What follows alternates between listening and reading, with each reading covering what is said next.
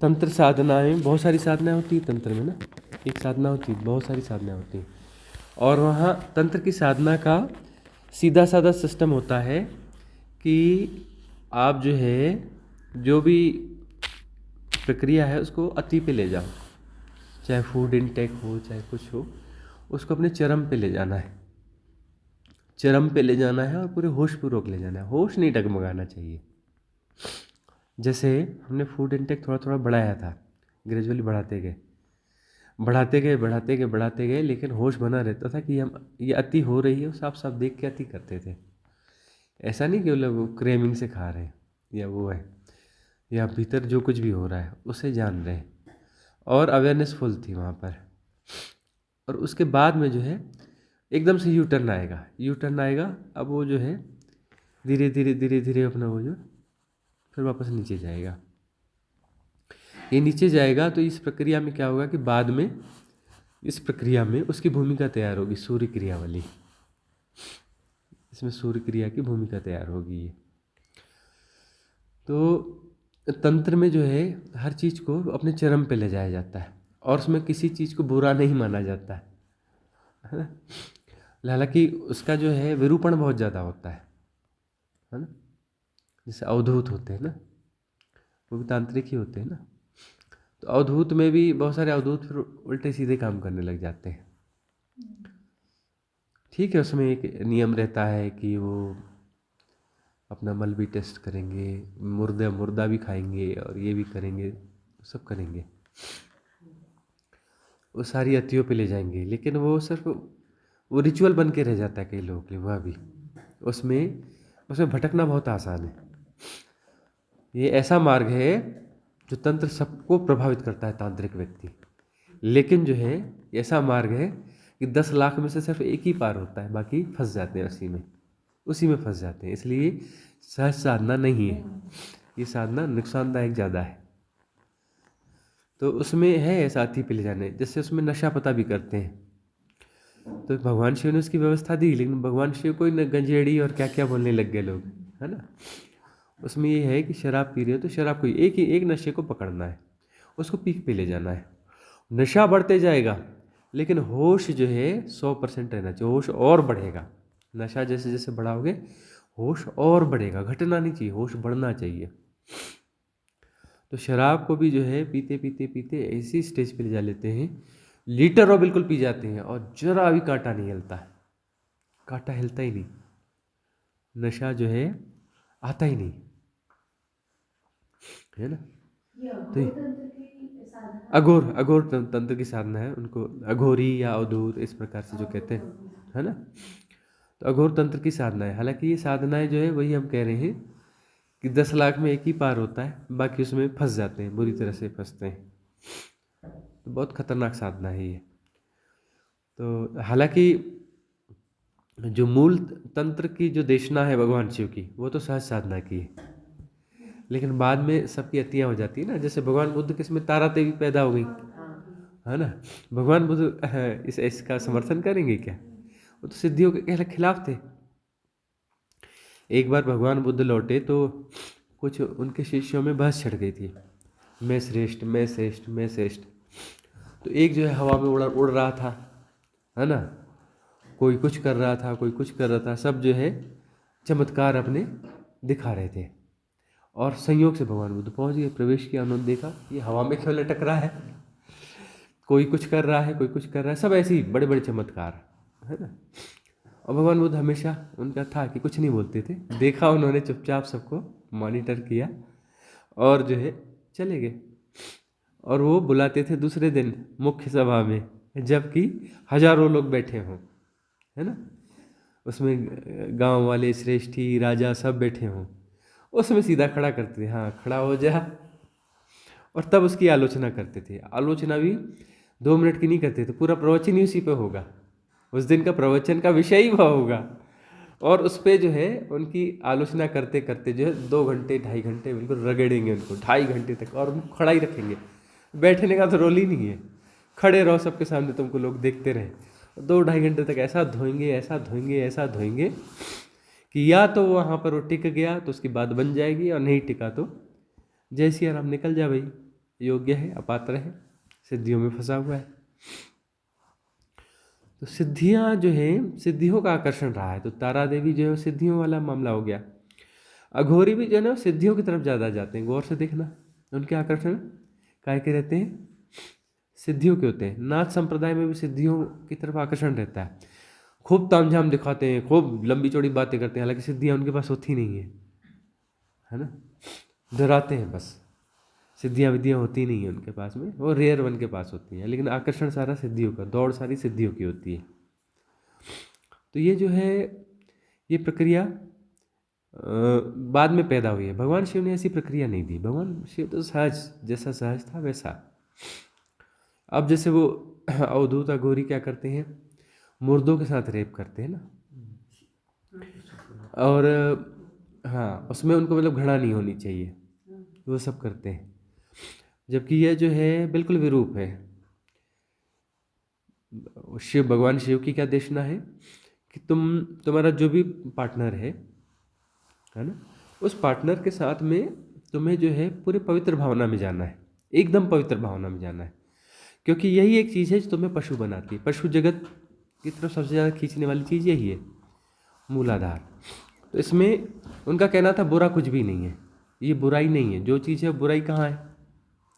पशु कोई बुरे होते हैं क्या? पशु को गौर से देखो, सुंदर होते हैं, सहज होते हैं। तो ये प्रक्रिया सुंदर कैसे होगी? असुंदर कुछ भी नहीं है, लेकिन ये है कि उससे गुजरना है, गुजर के क्रॉस करना है। तो गुजरने के लिए उसके पीक में आपको जाना पड़ेगा, उसको पीक में जाके उसको भोगना पड़ेगा। तो सहज स्वीकार से उसमें जाओगे, और जो है परस्पर एक दूसरे के प्रति पूरा सम्मान होना, मतलब उस पार्टनर के साथ में रिलेशन में जाना है, तो रिलेशन में जाने से पहले बहुत दिन तैयारी करनी पड़ेगी। रोज देखना, रोज पूजा करना है स्त्री की, आदि शक्ति के रूप में, देवी के रूप में, माँ के रूप में। वो भी कौन सी माँ? परम माँ है ना, उसके रूप में। जब तक वो पूरी तरह से माँ ना हो जाए, पूरी माँ प्रकट ना हो जाए, तब तक आप रिलेशन नहीं बना सकते। स्त्री जो है पुरुष में परमात्मा देखी, जब तक परमात्मा ना हो जाए पूरा, ये पूरा प्रॉपर ना हो जाए, और इस बीच में साधना, बहुत ज़बरदस्त साधना चलनी चाहिए, साधना कंटिन्यूस चलना चाहिए, तब जाकर वो रिलेशन बनेगा। तब वो रिलेशन बनेगा तो वो रिलेशन जो है चरम पे जाएगा, वो जिम्नेजियम नहीं होगा, उसमें जो है कोई स्खलन नहीं होगा, वह जो है पूरी पीक में जाएगा, पीक में जाएगा, और वहाँ पर जो है पूरी एनर्जी जो है चारों तरफ एक ऑरा बनेगा एनर्जी का, लिटरली एक गोल घेरा बनेगा शानदार रोशनी का, और बढ़ता जाएगा बढ़ता जाएगा। इतनी रोशनी हो सकती है कि जिस कमरे में है उसमें यदि 6 छात भी हो तो उससे इतनी रोशनी निकलेगी कि जो घबरा देगी बाहर वालों को, है ना। भगवान कृष्ण उसकी बात किया करते थे, उनको समझा नहीं गया ना, वो उसकी बात किया करते, उस रिलेशन की बात किया करते थे, इसलिए उनको जो है पूर्ण अवतार कहा गया। तो तंत्र जो है बहुत बड़ा विज्ञान है। तंत्र ऐसा है कि तुम जहाँ हो पहली बात तो उसे स्वीकार करो। दुनिया का सबसे कठिन काम क्या है? सबसे कठिन काम है अपने आप को जैसा का तैसा स्वीकार करना, कि मैं जैसा हूँ उसको स्वीकार करना सबसे कठिन काम है। हमेशा ये होता है कि मैं ऐसा होना चाहता हूँ, उस तरफ एम्फेसिस होता है, इस तरफ नहीं होता कि मैं कैसा हूँ, मैं ऐसा हूँ और ये मुझे स्वीकार है, ये मेरी सच्चाई है। तंत्र की सारी आधारभूत बात यही है कि मैं जैसा हूँ उसको जैसा का तैसा स्वीकार करना, कंडेमनेशन नहीं होना। जो भी वासना है, विकार है, उसको स्वीकार करना कि वासना है तो है, विकार है तो है, स्वीकार करना पड़ेगा, स्वीकार करना पड़ेगा, और होश के साथ उससे गुजरना पड़ेगा। उसमें से होश के साथ उसको अपने चरम पे जाने देना पड़ेगा, और होश बराबर रहना चाहिए, होश नहीं जाना चाहिए, ले जाना है, हर विकार को ले जाना है, चरम पे ले जाना है। आप जो देखते हो ना, ओशो ने जो बात कही वो यही बात कही, तंत्र की बात कही है कि आपको यदि धन कमाने की लालसा है तो धन कमाओ, तुम धन कमाना हो जाओ, धन के पीछे पागल हो जाओ, और होश नहीं खोना चाहिए। एक समय के बाद में तुम उससे बाहर आ जाओगे। यश प्रतिष्ठा चाहिए, पॉलिटिक्स चाहिए, कुछ भी चाहिए, तुम जाओ उसमें, डूबो उसमें एकदम पूरी ताकत लगा के कि है तो है, भोगो ना उसको। भोगोगे, पूरी त्वरा के साथ भोगोगे तो उसकी स्थिति स्पष्ट होगी ना कि पॉलिटिक्स में सफल होना और मेहनत करने का मतलब क्या होता है, उससे मिलता क्या है। एक तो तुम उसमें चरम में जाओ, दूसरी बात जो है तुम उसमें अपना 100% दोगे और होश बनाए रखोगे, तो वहाँ की सच्चाई स्पष्ट हो जाएगी। जब सच्चाई स्पष्ट हो जाएगी तो बोलेगा अरे ये चीज़ है, इसमें ये पाने के लिए अपनी ज़िंदगी खराब करनी है, हा? तो सही समझ आएगी, सही समझ आएगी और पार हो जाओगे, है ना। तो काम वासना है, उसके चरम में जाओगे तो क्या होगा, समाधि की ग्लिम्स मिलेगी, वननेस की ग्लिम्स मिलेगी। तो लोभ है, यश कामना है ना, क्रोध है, तो क्रोध से लोग लड़ते हैं, इसलिए क्रोध से कभी मुक्त नहीं हो पाते। अरे क्रोध के समय क्रोध ही हो जाओ, चीखो चिल्लाओ, घूसे मारो, आदमी को न मार सको तो टेबल को मारो, इसको मारो, फर्श को मारो, दीवार को मारो, घूसे, चीखो चिल्लाओ, बिल्कुल वाइल्ड हो जाओ, वाइल्ड, है ना, वाइल्ड हो जाओ बिल्कुल। अब देख लो व्यवहारिक सत्य के हिसाब से, मौका देख के कर लो। हमारे पास वहाँ मौका था, उस ट्रेल पे गए थे ना, वहाँ पे मौका था कि वहाँ पर जो है वाइल्ड हो जाओ। वहाँ वाइल्ड हो गए तो दिक्कत नहीं है। तो वाइल्ड होने के साथ में वाइल्ड होने से बात नहीं बनेगी, होश नहीं, होश चला गया तो फिर तो वो नुकसान कर जाएगा। अपने आप को क्रोध करते हुए जानना है, बस होश भाई, नहीं, होश की साधना वही तो क्रम कहाँ से चालू होगा, पहला क्रम चालू होगा कि होश से चलो, होश से खाओ, होश से पियो, होश से सब करो। आप लोगों को लगता है ना, अरे बेचारे को कितनी खांसी हो रही है, आपसे ज़्यादा हमें लगता है इस बेचारे को कितनी खांसी हो रही है, कैसा खांस रहा है ये, हाँ, आपसे ज़्यादा हमें लगता है, हमें भी दिखता है ना, जैसे आपको दिखता है वैसे हमें दिखता है, बेचारा खांसी का मारा हम भी देखते हैं इसको, हाँ बेचारा ऐसा ऐसा हो रहा है इसको, शब्दों में नहीं, भाषा में नहीं, डेफिनेशन में नहीं, लेकिन जानना होता है ना। तो वही है कि यदि शरीर के साथ जुड़े रहोगे तो ऐसा लगेगा अरे मैं इतनी तकलीफ में हूँ, नहीं जुड़े हो तो देखोगे अपने आप को कराते हो, बढ़िया बेटा करा, है ना। एक सवाल करूँ? हाँ जोर से जल्दी। जैसे तंत्र की साधना होती है, पुरुष है वो और स्त्री उस साधना में अगर आगे बढ़े तो ये जो रिलेशन होते हैं सशरीर होते हैं कि विदेह होके होना पड़ता है? नहीं, वो तो बिल्कुल वही है, तंत्र कह रहा है कि किसी हाइपोथेसिस में जाने की जरूरत नहीं है, प्रैक्टिकली चलो। जी। हाँ, तंत्र बिल्कुल भी अपना जो है हाइपोथेटिकल उसकी यात्रा की के समर्थन में है ही नहीं। तंत्र कहता है तुम जैसे हो वहीं से चलो, और जो है किसी भी उल्टे सीधे गुणा भाग और किसी किताब और किसी उसको ज्ञान को बीच में लाने की जरूरत नहीं है ना। तुम्हारे अंदर जो कुछ है जैसा है, वाइल्ड है तो है, अरे तुम पशु ही तो हो, गौर से देखो, गौर से देखो अपने शरीर को, जैसे दूसरे पशु हैं वैसे तुम हो। एक थोड़ी सी तुम्हारी ट्रेनिंग हो गई है सभ्यता की, है ना, थोड़ा तुम्हारे पास मन आगे हो गया है, तो तुम जो है पशु हो, लेकिन तुम जो है परमात्मा होने के प्रयास में हो, और परमात्मा हो नहीं रहे हो, परमात्मा हो नहीं रहे हो और तुम परमात्मा होने के प्रयास में हो। तो कभी तुम पशु हो जाते हो और कभी बीच में अटक जाते हो, तो तुम क्या हो जाते हो, मनुष्य। मनुष्य मतलब जो डोल रहा है, परमात्मा और पशु के बीच में जो डोल रहा है वो मनुष्य है। मन क्या है, डोलना ही तो है ना। मन का क्या मतलब होता है, मन का मतलब होता है डोलते हुए चीज़, कभी इधर डोल रहा है कभी उधर डोल रहा है। तो द्वैत कौन सा है, मूल द्वैत कौन सा है, हमारे तल पे मूल द्वैत कौन सा है, पशु और परमात्मा, दो ही तो द्वैत है ना, एक पशु है एक परमात्मा है, और इसके बीच में हम दौड़ रहे हैं, तो मतलब डोल रहे हैं, है ना, कभी पशु कभी परमात्मा, कभी कभी पशु कभी परमात्मा, यही तो है ना, दूसरा कोई द्वैत है ही नहीं। बाकी सब कहने इसी के रिफ्लेक्शंस है, सारे रिफ्लेक्शन जो है ना इसी के तो रिफ्लेक्शन है, पशु और परमात्मा के रिफ्लेक्शन है। द्वैत एक ही द्वैत है, ठीक है ना। तो स्वीकार करो कि मैं भी पशु को जी रहा हूँ, है ना? पशु को जी रहा हूँ, जब मैं स्वीकार करूँगा कि मेरी वास्तविक स्थिति क्या है, तब मेरा जीना प्रामाणिक होगा, ठीक है ना।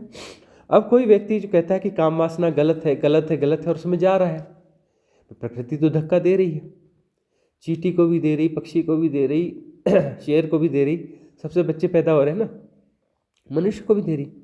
मनुष्य भी बच्चे पैदा हो रहे हैं, प्रकृति अपना काम कर रही है, काम वासना है, और तुम काम वासना में जाते हो और तुम उसकी आलोचना में रहते हो। और तुम पैदा भी काम वासना से हुए हो, बच्चे भी तुम उसी से पैदा करते हो, और तुम उसके विरोध में भी हो। तुम उसके विरोध में भी हो और उसमें जा भी रहे हो। वह तुम्हें आकर्षित भी करती है। ये जो द्वंद्व है ना, ये द्वंद्व तुम्हें जो है भटका रहा है। अरे भाई, काम वासना है तो है, पशु है तो उसमें काम वासना उठ रही है। शरीर पशु है, उसमें काम वासना उठ रही है तो कौन सी बुराई है उसमें? अब कोई चिड़िया आपस में संबंध बना रहे हैं, आपको बुरा लगता है? चिड़ा चिड़ी आपस में संबंध बनाते हो देख के बुरा लगता है? नहीं लगता ना। तो जो है मनुष्य यदि कोई रिलेशन बनाता है तो आपको बुरा क्यों लगता है? लेकिन सहजता होनी चाहिए। कैसी? जो पशुओं में है वही सहजता होनी चाहिए, और उसके साथ में होश होना चाहिए, जो उनके पशुओं के पास होश नहीं है। आपका फर्क बिल्कुल इतना है। जो ट्रांजिट होना है आपको, है ना, जो ट्रांसमिशन होना है, जो रूपांतरण होना है, तो रूपांतरण की कीमिया कुल मिला के इतनी है। आपके पास पशुओं से ज़्यादा एक ही एबिलिटी है, वह है होश, कि होश को आप ग्रो कर सकते हो। एकमात्र एक्स्ट्रा एबिलिटी है पशुओं के अलावा, होश, है ना। तो उस होश को ही ग्रो करना है, तो सारी साधना होश की साधना होती है।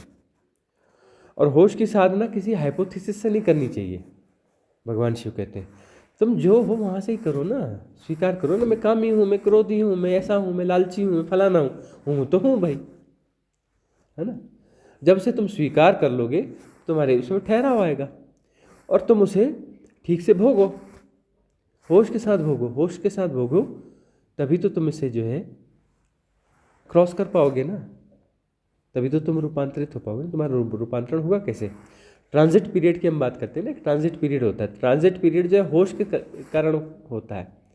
होश की साधना करे तो वो ट्रांजिट पीरियड है ना। उससे तुम जो है रूपांतरण तुम्हारा चालू हो गया। एक समय ऐसा आएगा कि तुम ये सब भोग लोगे तो व्यर्थता पूरी क्लियर हो जाएगी। उसके बाद में भी तुम खेल खेल में जा सकते हो। भगवान कृष्ण जो है मुक्त होने के बाद में भी खेल खेल में रिलेशंस में जाते थे ना। भगवान शिव जो है वो जाते थे ना। कितने श्राप खाए हैं देवताओं ने, हाँ। बोले नहीं, उनसे मिलना जरूरी है। अरे भाई, वो गए हैं वापस, अभी कहाँ से आएंगे? अभी गए हैं, हो सकता है एक महीने बाद आए। रिलेशन में गए हैं, अपने फिजिकल रिलेशन में, तो कोई एक आज गए हैं, घंटे 2 घंटे में वापस आ जाएंगे, ऐसा तो है नहीं। हो सकता है 1 हफ्ते बाद आएंगे, 10 दिन बाद आएंगे, तब तक उनका वो चलता रहेगा। वो अलग अलग लेवल है ना, वो अलग चीज़ है, वो लंबा चलेगा। और उस समय में वो परम स्थिति होगी, एकदम परम स्थिति होगी। और तभी जो है भगवान शिव ने उन चीज़ों को सबको चरम में ले जा करके दिखाया ना सबको, सारे अनुभव। तब उनकी बातों में तभी जो गहराई है, वो बात है, वो क्यों है। उन्हें हम महादेव क्यों कहते हैं? उन्हें हम देव या भगवान नहीं कहते, उन्हें महादेव कहते हैं। आदिवासी लोग उन्हें कोई जो बूढ़ा देव या बड़ा देव कहते हैं। क्यों कहते हैं? क्योंकि उन्होंने जो है हर चीज़ के चरम को जो है फुल चरम पे ले जा करके उसे भोगा है। और है क्या मुक्ति? क्या है? महाभोग, है ना। चरम पे ले जाना और चरम पे ले जाके चीज़ों को भोगना। तो मुक्ति जो है महाभोग का मार्ग है, महाभोग है। उसमें तुम क्षुद्र को नहीं भोगते। अब तुम क्षुद्र को भोगोगे तो तुम पतित ना होगे। तुम बोल रहे हो कि ये स्त्री है, मेरी पत्नी है, तुम उसको भोगोगे। तुम बोलते मेरे पति है और मैं इसके साथ रिलेशन में जाना है, तुम पतित ना हो जाओगे। तुम स्त्री के साथ संबंध बना रहे हो, पुरुष के साथ संबंध बना रहे हो। अरे आदि शक्ति के साथ संबंध बनाओ ना, और परमात्मा के साथ संबंध बनाए, शिव के साथ संबंध बनाए। शिव और पार्वती होनी चाहिए ना, इसीलिए तो अपना शिवलिंग की पूजा होती है। और शिवलिंग यानी शिव और पार्वती, उनके यौनांग, मतलब शिव और पार्वती होना चाहिए। उससे कम में बात बनेगी नहीं, उससे कम में बात बनेगी नहीं। यह देशना दी जा रही है, लेकिन हम जो है एकदम परवर्टेड जो है परवर्टेड सेक्स को जी रहे हैं, मतलब मन में जी रहे हैं, उसको मन में जी रहे हैं। और प्रैक्टिकल जो है, जब प्रैक्टिकल का समय आता है तो फिर हम वहाँ पर सहज नहीं रह पाते। वहाँ हमारी सहजता नहीं रह पाती, होश नहीं रह पाता, है ना। वाइल्ड हो जाते हो, पशुओं जैसे हो जाते हो, वाइल्ड हो जाते हो ना उस समय सहजता क्यों खो जाती है? वही तो है, सहजता उस समय में होनी चाहिए जब पशुवत जो कृत्य हैं वो वाले कृत्य घट रहे हो, लेकिन होश जो है परमात्मा वाला हो, है ना। तो जो है पशु जगत की जो सारी भी प्रवृत्तियां हैं उनकी राइट रिलीविंग हो जाएगी कि नहीं? रिलीविंग, साधना का मतलब रिलीविंग होता है ना। कौन सी रिलीविंग? Right relieving. उस समय जो है होश अपने चरम पे रहेगा और उसको फिर से ठीक से जिया जाएगा। पूरी पशु प्रवृत्तियों को आपको जीना पड़ेगा, पूरी पशु प्रवृत्तियों को आपको जीना पड़ेगा, पूरे होश से जीना पड़ेगा। और पूरे होश से जियोगे तो आप जो है ट्रांजिट से जो है रूपांतरित हो जाओगे, पार हो जाओगे। पार होना है ना, तो यही एक मात्र जो है उसका आधार है, पूरा होश। तो तंत्र की बातें तो होती है, तंत्र को समझा कहाँ गया है?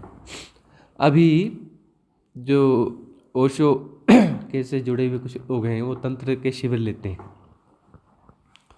जाके देखना तंत्र के नाम पर क्या हो रहा है। उसमें वह पूरे साइंस का प्रॉपर कोई उपयोग हो पा रहा है? उस गहराई तक बात जा रही है? उस कॉन्सेप्ट को ठीक से समझा गया है, जिया गया है? बहुत गहनतम कॉन्सेप्ट है। अब तुम जो है यदि पशुपन को ही जी रहे हो, है ना, पाश में बंधा हुआ पशु, यानी जो पाश में बंधा हुआ पशु है, तो पशुपन को जी रहे हो मतलब मैकेनाइज रूप से तुम उन प्रवृत्तियों में जा रहे हो, पाशुक प्रवृत्तियों में जा रहे हो। तो प्रवृत्तियां तो सर्वाइव करती रहेंगी, स्कूल का बस्ता उठवाती रहेंगी। पाशुक प्रवृत्तियां फिर से जन्म लेती हैं क्योंकि वहाँ होश नहीं है। होश से तुम राइट रिलीविंग कर लोगे तो फिर उसको दोबारा भोगने की जरूरत है क्या? नहीं, सम्यक भोग हो गया ना, सम्यक भोग हो गया, महाभोग हो गया। सम्यक भोग महाभोग है। सम्यक भोग का मतलब हो गया कि अब बात पूरी हो गई, पूरी हो गई तो फिर स्कूल का बस्ता उठाने की जरूरत ही नहीं है, फिर इसको दोहराने की जरूरत नहीं है ना, बात पूरी हो गई ना।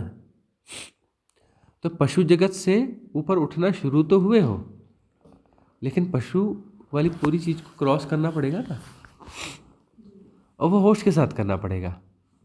राइट रीलिविंग, इस बात को समझना पड़ेगा पूरे पशुपन की। यह जब तक पूरी नहीं होगी तुम जो है पार नहीं हो सकते। तो यह जो है तंत्र की विधि, हम नहीं कहते कि एकमात्र विधि है, ये तंत्र की दिशा की बात कर रहे हैं हम, भगवान शिव की बात कर रहे हैं, है ना। आपने एक बार बताया, जोर से बोलना पड़ेगा। हाँ, आपने एक बार बताया था कि पास्ट लाइफ में जो हम हैं उससे इस लाइफ में जो हम हैं बिल्कुल उल्टे भी हो सकते हैं, तो उस सिचुएशन में कैसे डील किया जाए? हाँ, आप उल्टे भी हो सकते हैं, मतलब पिछले जन्म में आप पुरुष थे, इस जन्म में स्त्री हो गए। पिछले जन्म में आप जो है आपकी जो है काम प्रवृत्तियाँ ज़्यादा थी, इस जन्म में आपकी लोभ की प्रवृत्तियाँ ज़्यादा हो गई, है ना। और गौर से देखो ना, लोभ की प्रवृत्ति ज़्यादा हो गई, काम की प्रवृत्ति कम हो गई। लोभ क्या है?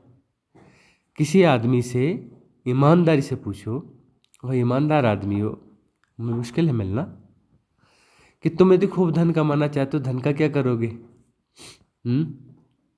वो दूसरी बातें बोलेगा। सबसे पहले जो ईमानदार आदमी है वो बोलेगा मैं अच्छे पार्टनर ढूंढूंगा। धन से क्या करूंगा? मैं अच्छे पार्टनर ढूंढूंगा। बेस वहीं पे लेके जाएगा। हाँ, लोभ जो है अपनी काम वृत्ति को परितृप्त करने के लिए प्रयोग होगा। जो धन है वो अपनी काम वृत्ति को परितृप्त करने के लिए जिएगा। राजनीति क्या करेंगे? राजनीतिक लोग जब बड़े पद पे पहुंच जाते हैं तो क्या करते हैं? अरे भाई स्वीकार करो ना, है तो है, उसमें गलत क्या है? पशु प्रवृत्ति है, स्वीकार करोगे तभी तो पार होगे ना। है ना भाई, पशु प्रवृत्ति होगी ना, वो तो हर मॉलिक्यूलर हर सेल में जो है, हर अपने जेनेटिक कोड में, इसमें उसमें सब में समाई हुई है ना, तो होगी ना। तो इससे जब पार होगे तब तो जानोगे ठीक से कि मैं देह नहीं हूँ, मैं शरीर नहीं हूँ। तब ठीक से जानोगे। और वो जो प्रवृत्तियाँ हैं जो मन में दबी हुई हैं, मैं मन नहीं हूँ, वो भाव हैं तो मैं भाव नहीं हूँ, ये कोष तभी तो टूटेंगे ना।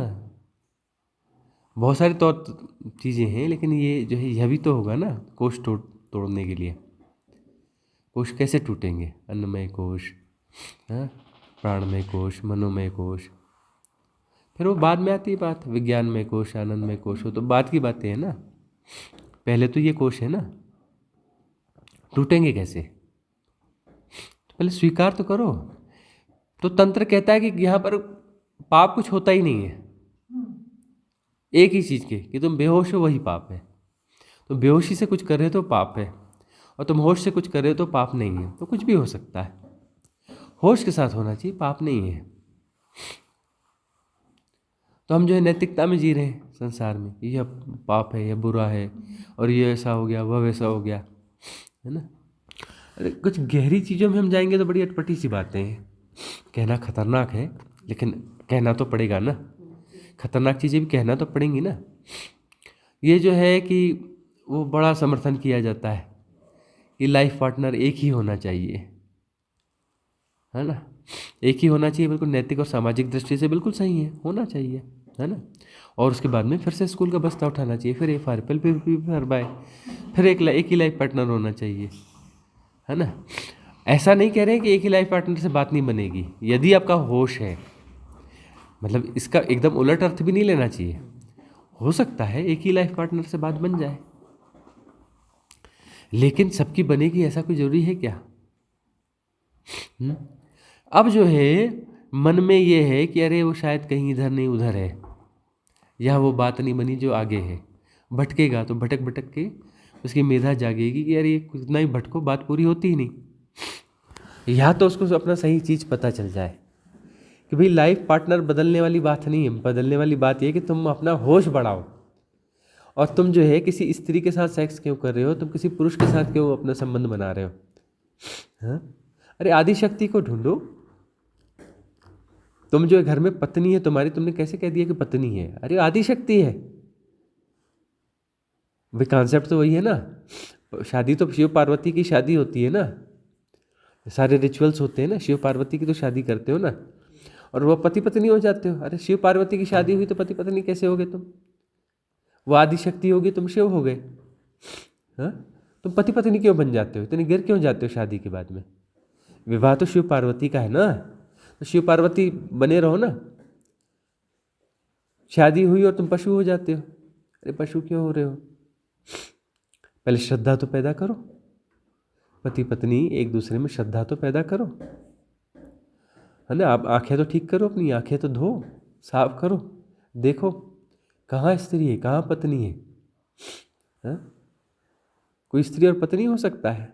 पत्नी कुछ होता है क्या? पति पत्नी कुछ होता है क्या? कल्पना ही है ना। बहुत गौर से देखोगे, स्त्री पुरुष क्या है? कल्पना ही है ना। अरे भाई सिर्फ जो है सत्य है आदि शक्ति और शिव। हाँ, दो ही तो है, और दोनों एक ही हैं। खेल खेल रहे हैं बट के, दोनों जो है ना बट के खेल खेल रहे हैं। ये जो है दो का वो खेल खेल रहे हैं, तभी तो सृष्टि बनी है, और दो है नहीं। तो खेल पूरा होगा तो दोनों को वापस एक होना पड़ेगा भाई। खेल खत्म करने के लिए दोनों को एक होना नहीं पड़ेगा? एक हो जाएंगे तो हो जाएगा, हाँ भाई हम तो एक शुरू से ही एक है, थोड़ा खेल खेल रहे थे, दो होने का खेल खेल रहे थे, और जो है बाद में एक हो गए तो फिर बात पूरी हो गई, खेल खत्म। खेल खत्म पैसा हजम। तो खेल खत्म कैसे होगा? खेल खत्म ही ऐसे होगा ना। पहले दो हो गए, दो होकर के खेल खेला। बगैर दो के खेल नहीं खेल सकते। तुम मोबाइल और कंप्यूटर में खेल खेलते हो तो दूसरी तरफ से तुम्हें कंप्यूटर चाहिए होता है ना खेलने के लिए। हाँ, वह खेलता है ना तुम्हारे साथ, उसके साथ एक प्रोग्राम होता है ना। भले वो भ्रांति या कुछ करो, भले उसको बनाया किसी मनुष्य नहीं है ना, वह दूसरा हो गया ना बनाने वाला, उसने सिस्टम बनाया है। बगैर दो के खेल चल सकता है क्या? नहीं चलेगा ना। खेल के लिए दो चाहिए ना, तो खेल के लिए दो की भ्रांति होती है।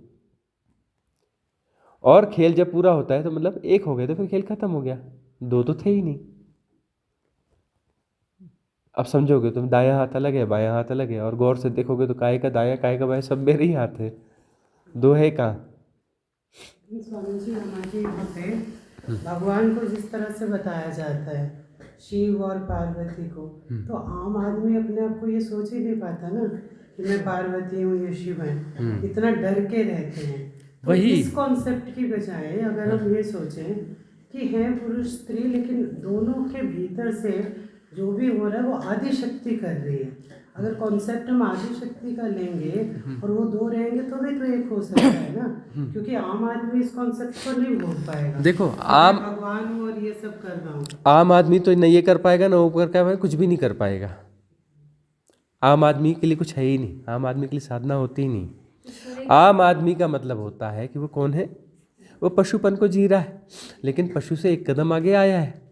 अभी जो है उसको इस पशुपन को और थोड़ा बहुत उसमें जो वो क्या हो गया है, फ्यूज़न हुआ है ना मन का, उसको भी लंबे समय तक जीना है। लंबे समय तक जीते जीते एक ही चीज़ को हजार हजार 10-10 हजार बार, लाख लाख बार, 10-10 लाख बार जिएगा। जीते जीते जीते जीते तब वह मेधा व इंटेलिजेंस जागेगी।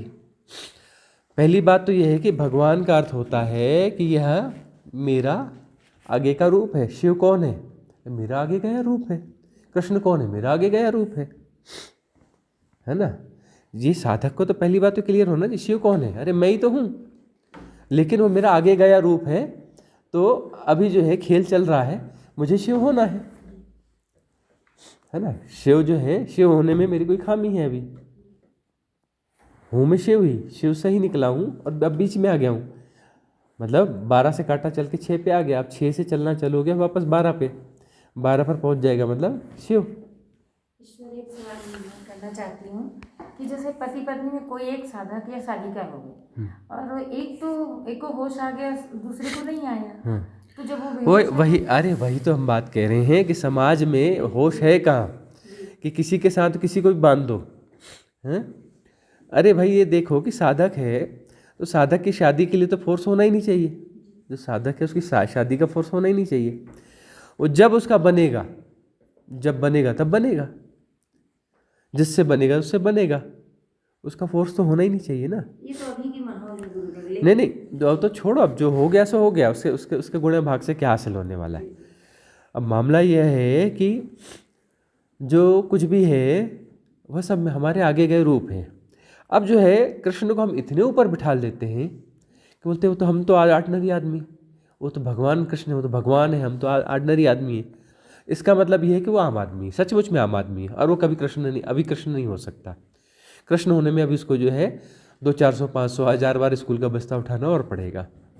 उसके बाद वो बस्ता उठाते उठाते उठाते उठाते है ना सही लेसन उसको समझ में आएंगे कि वो भगवान नहीं, भगवान है ठीक है, तू भी भगवान है, तू भी कृष्ण हो सकता है, तू भी शिव हो सकता है, क्योंकि होना ही पड़ेगा, दूसरा कोई है ही नहीं, यहाँ तो दो होते ही नहीं ना। तो शिव जो है, तू ही शिव है, तुझे ही शिव होना है, तुझे ही कृष्ण होना है। लेकिन ये जो कथाएं हैं ना स्वामी जी, जैसे शिव की तो कभी पुनर्जन्म दिखाया नहीं जाता है, अब बार बार पार्वती मर रही है, उसका पुनर्जन्म हो रहा है, तो वो दोनों कैसे, मतलब इस कॉन्सेप्ट से वो कैसे मतलब हो पाएगा।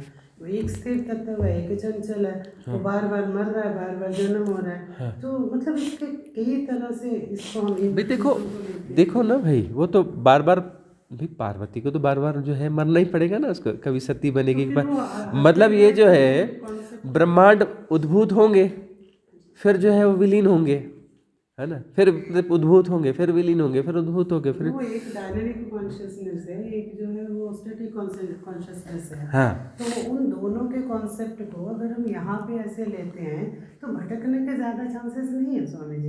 वो कैसे मानेगा शिव, वो तो बोलेगा कि अब मेरा तो अभी आम आदमी के लिए साधना होती ही नहीं है। ये आप समझ क्यों नहीं रहे हो? आम आदमी को रिचुअल दिए जाते हैं। रिचुअल क्यों बनाए जाते हैं? आम आदमी के लिए बनाए जाते हैं।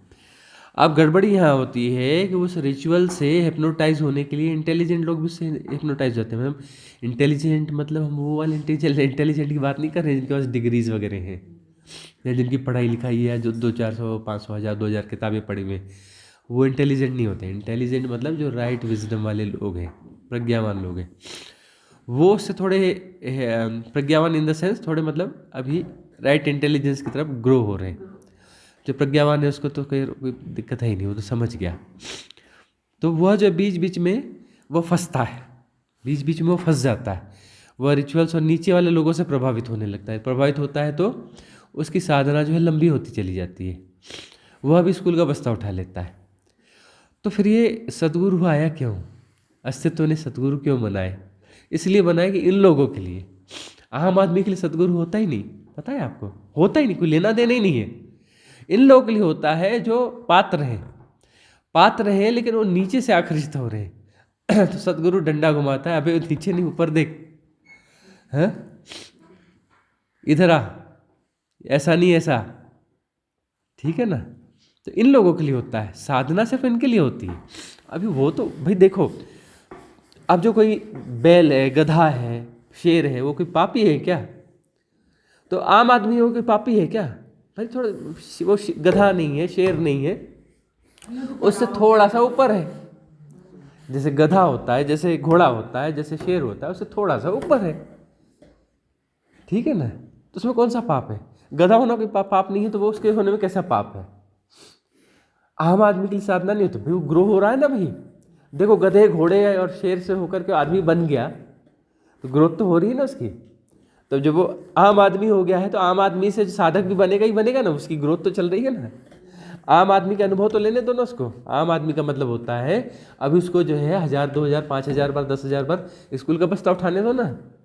अब उसकी क्लास चल रही है ना, जब क्लास चलेगी तब तो कॉलेज में जाएगा। आप कह रहे हो आम आदमी KG1 में आ गया, बोले नहीं KG1 में क्यों आया, ये आम आदमी, इसको सीधे कॉलेज में बिठा लो। नहीं हो सकता ना। आम आदमी के लिए साधना नहीं होती ना, उनकी साधना चल रही है। उनकी साधना यही है, शादी कर, बच्चे पैदा कर, हाँ बच्चे, हाँ अपना जो है उनको पाल पोस और धन कमा और ये कर और ये कर, ये तो उनकी साधना है ना। यहाँ से तो लर्निंग हो रही है ना।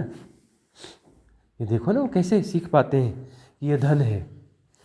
अब गधे को बताओ ये धन है, गधे को पता है, घोड़े को पता है ये धन है, उसको पता चलता है ना, वो सीख जाता है ये धन है।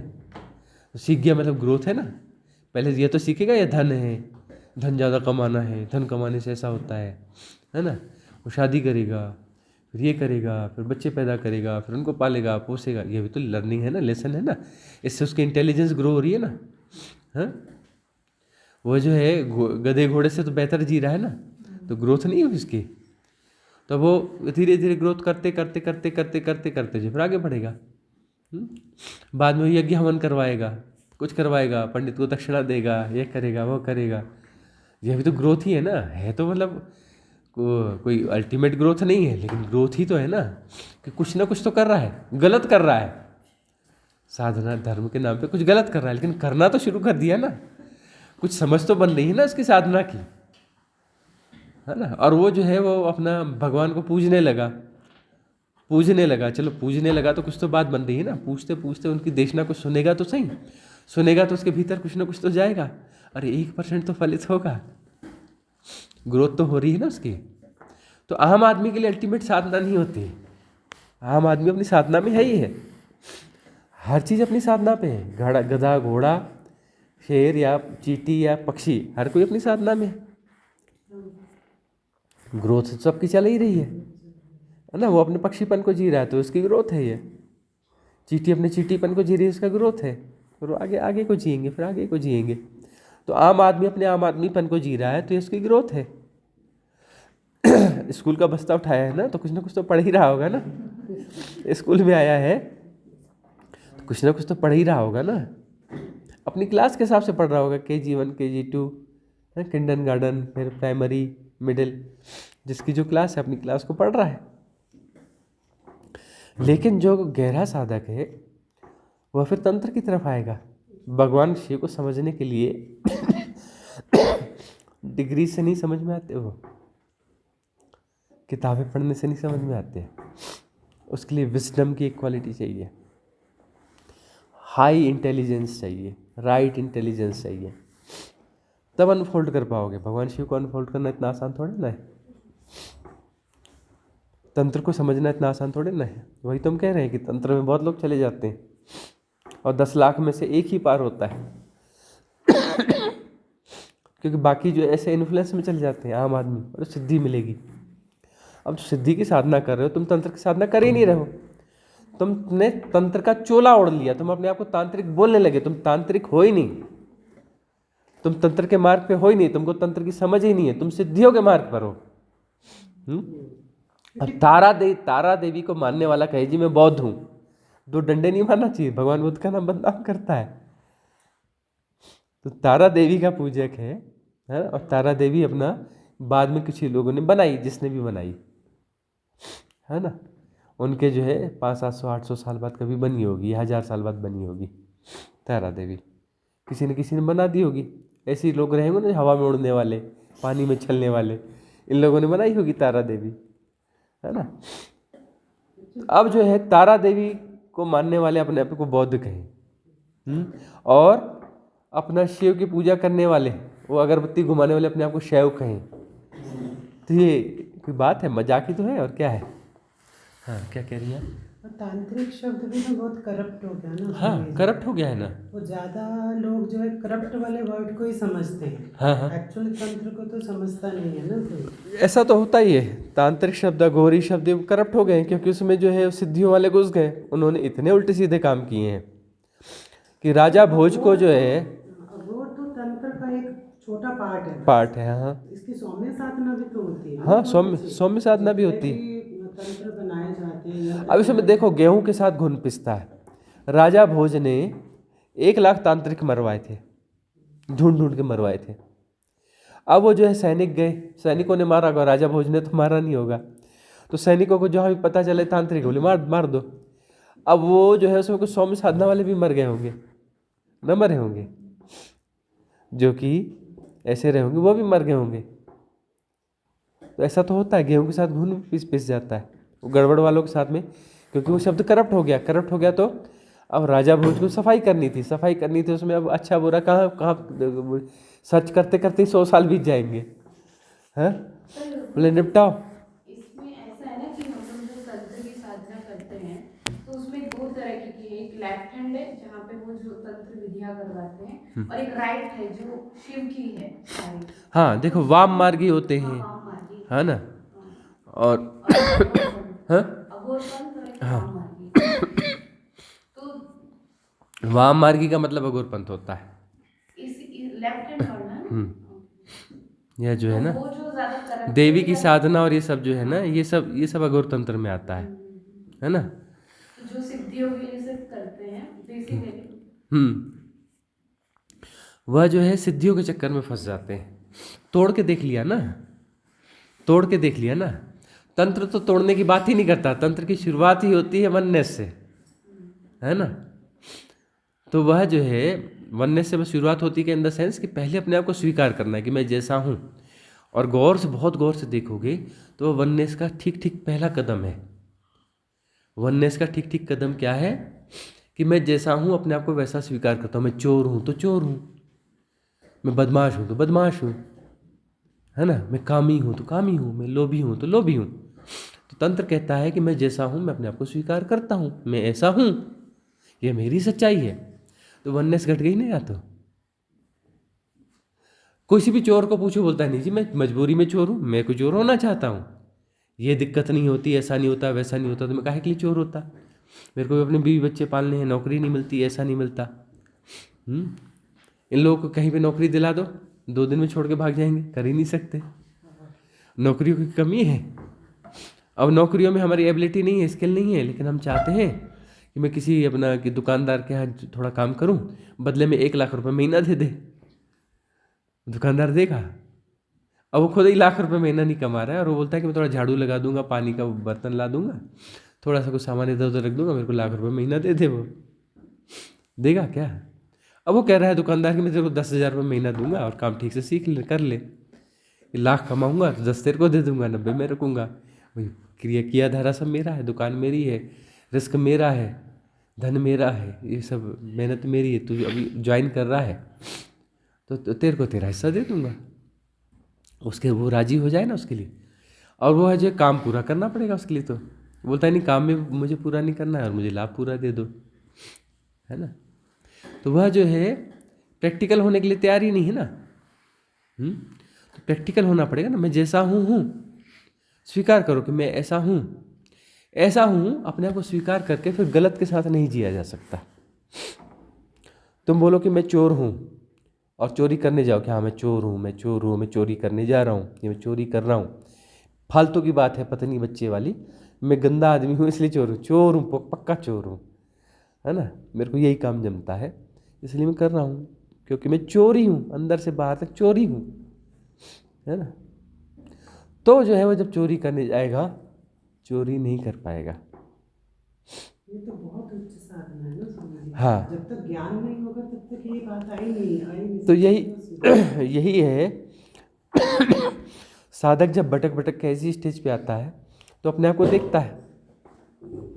जब साधक अपने आप को देखता है, आपको पता है हर आदमी चोर है, हर आदमी चोर है, व्यापारी भी चोर है, राजनेता भी चोर है।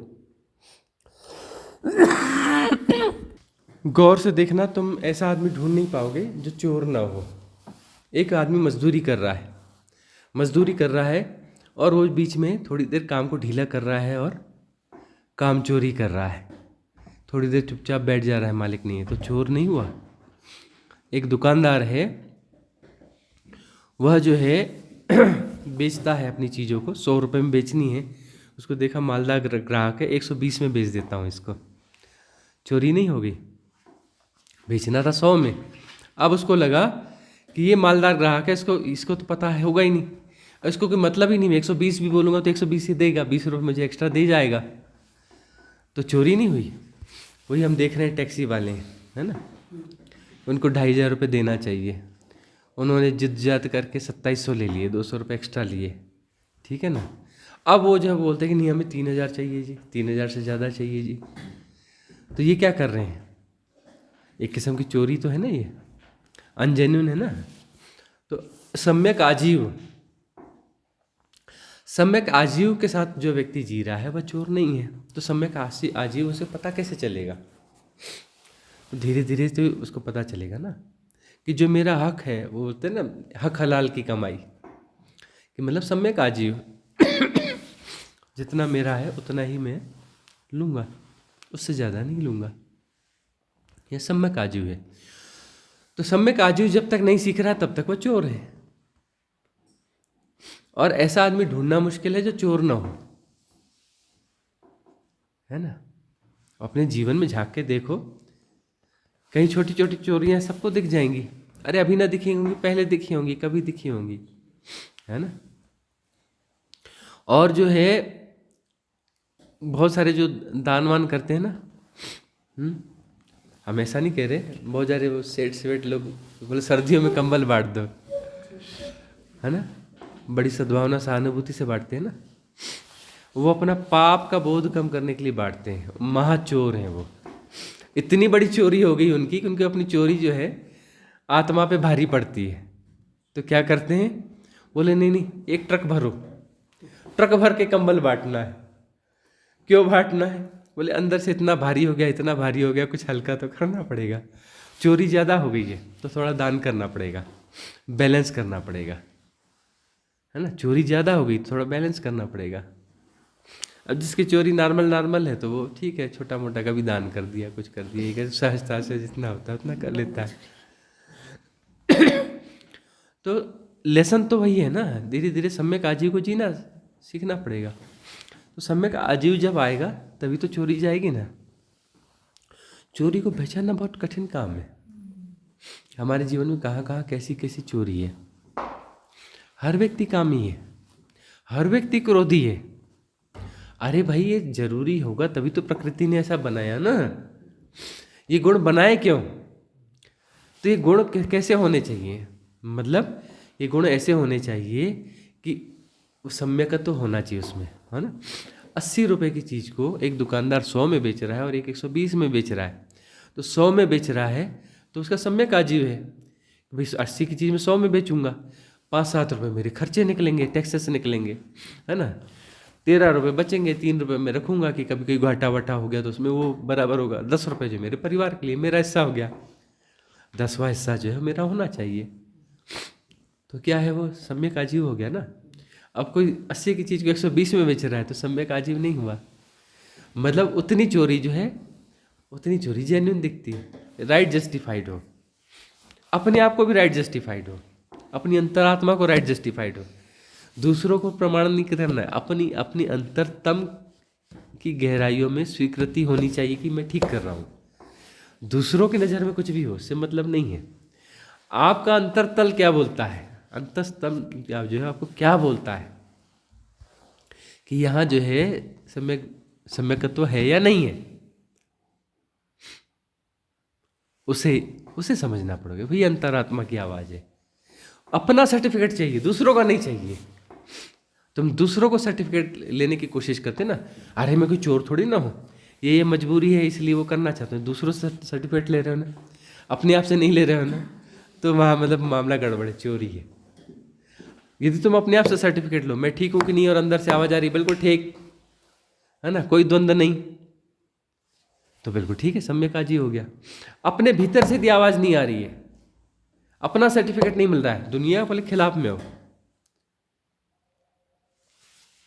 है ना। दुनिया समर्थन में भी आ जाए, हम कह रहे हैं दुनिया समर्थन में आ जाए और अब खुद का सर्टिफिकेट नहीं मिल रहा है, तो मामला गड़बड़ है। दुनिया खिलाफ और तुम्हें अपना सर्टिफिकेट तुम्हारे पास है, तो तुम सही हो। तो वही अपना जो एक बात चलती है ना, एक वो क्या नाम था उनका, प्रभु क्या तो नाम है, प्रभु जोशी है शायद, वो बहुत अच्छे एक लेखक हुए हैं, तो वो लेख लिखते रहे। तो हम जब छोटे थे तब उनको पढ़ा करते थे तब उनका कहना था कि भारत और दक्षिण एशिया जो है, उस समय आज से 30 साल पहले वो लिखा करते थे, 25-30 साल पहले, कि भारत और ये दक्षिण एशिया वाले जो देश हैं, ये एक बहुत बड़ी मंडी होने वाले हैं, बहुत बड़ा बाजार होने वाले हैं। किसका? सेक्स ऑर्गन्स और वो पोर्न फिल्म और ये और वो, इसके। क्यों? क्योंकि यहाँ की जीवन शैली में इसकी आलोचना बहुत ज़्यादा है और जो है सप्रेशन बहुत ज़्यादा है। उस सप्रेशन को कैश करने के लिए कॉर्पोरेट जगत आएगा, उन्होंने उस समय कहा था कॉर्पोरेट जगत आएगा और इसका इतना बड़ा कारोबार पैदा करेगा, जो सेक्स ऑर्गन्स और ये और वो, और जो बाकी देश भी यहाँ पर बेचेंगे। वो देखा होगा ना, पुतले बना के बेच रहे हैं, स्त्री और पुरुष के पुतले वो बेचे जाते हैं, उनसे संबंध बनाए जाते हैं। और जैसे जैसे ही संपन्नता बढ़ेगी तो संपन्नता को खींच करके वो लोग ले जाएंगे जो इसका कारोबार करेंगे। तो ये सब जो है, और दूसरी जो भी ये इंडस्ट्री है इससे रिलेटेड, जो आजकल आप देखते हैं ना, आप सुनते हैं कि बड़ा गड़बड़ हो रहा है। क्यों? मतलब बच्चियाँ जा रही हैं कॉलेज पढ़ने के लिए, शहर के लिए, कर क्या रही हैं वो जो है अमीर जादों से संबंध बना रही हैं और उनसे जो है बढ़िया अपना जो है मनी अर्न कर रही हैं। वो जो है घर वाले देते हैं 15,000 रुपये महीना और वो जो है 2 लाख 3 लाख रुपए का मोबाइल रखती है ना, और जो है उसके पास ये सब कुछ हो रहे हैं। और जो है बहुत सारे यंग लड़के दिल्ली में खासतौर पर, बाकी जगहों पर जो कॉलेज पढ़ते हैं, वो क्या करते हैं, वो पुरुष वेश्या हो गए। उनको जो है जो अमीर स्त्रियां हैं वो आती हैं, अपनी कार से ले जाती हैं और एक दिन का 20-20 हज़ार रुपये, 25-25 हज़ार रुपये पे करती है, एक दिन का।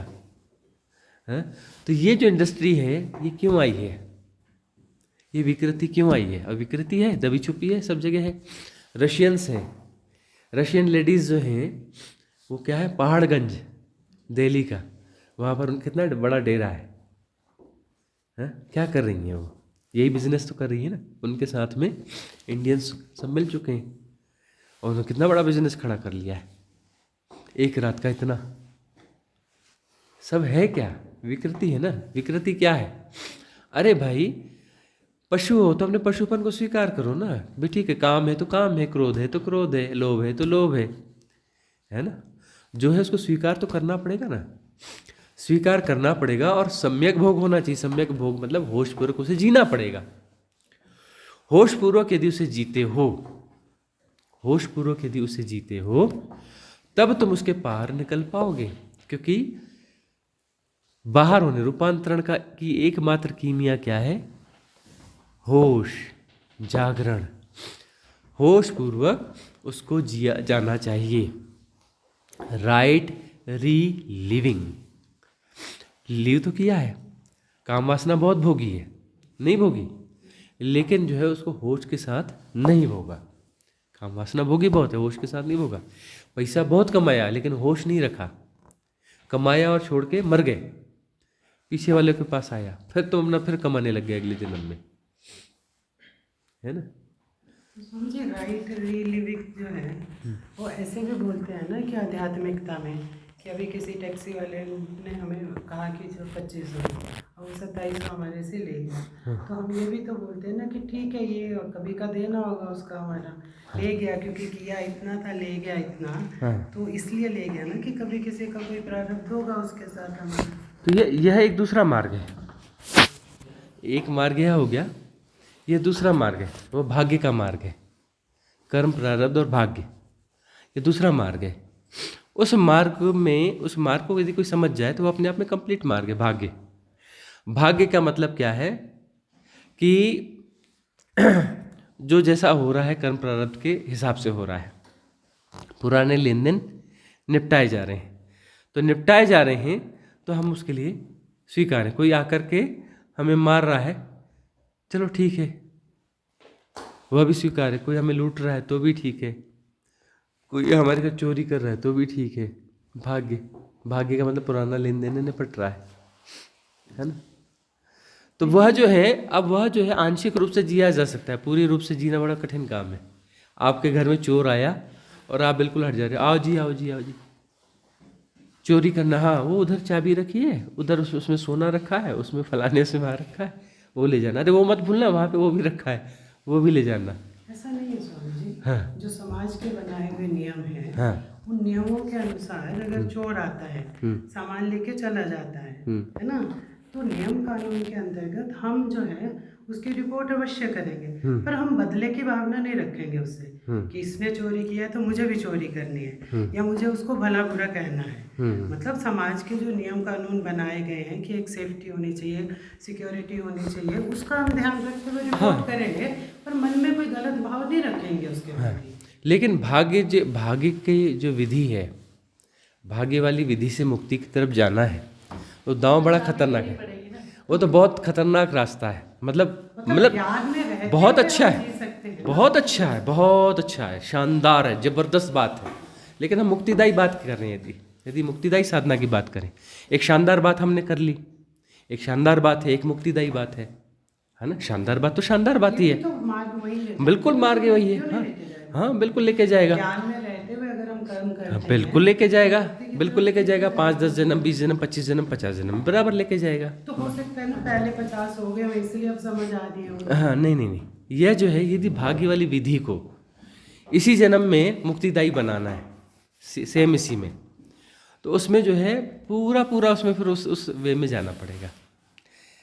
यदि उसको स्वामी जी अलग से हो सकता है क्या? कर्म अलग, भक्ति अलग, साधना अलग, तीनों अलग अलग नहीं हो सकता ना, ज्ञान अलग, तीनों का समावेश होने से ही तो साधना कंप्लीट समावेश होगा, लेकिन कोई एक लीड करेगा। हाँ एक लीड करेगा, तो जो लीड करेगा उस लीड में उसके चरम पे जाना पड़ेगा, उसके चरम पे जाना पड़ेगा। चरम पे यदि उसमें नहीं जाओगे तो बहुत शानदार बात होगी, मुक्तिदायी नहीं होगी। बात बिल्कुल हम समर्थन में है, बात शानदार है, जबरदस्त है, बिल्कुल शानदार है, मुक्तिदायी नहीं है। मतलब मुक्तिदायी इन द सेंस कि मुक्ति की तरफ आप बढ़ रहे हो, लेकिन इसी जन्म में मुक्तिदायी नहीं है। वो आपको ग्रोथ देगी, शानदार ग्रोथ देगी, और बची हुई ग्रोथ अगले जन्म में मिलेगी। शानदार ग्रोथ होगी और अगले जन्म में बची हुई ग्रोथ होगी, अगले जन्म में वो होगी। मतलब यह कि इस स्थिति में श्रोतापन्न हो गए, ज़्यादा से ज़्यादा 7 जन्म होंगे, मुक्त हो गए ही होंगे।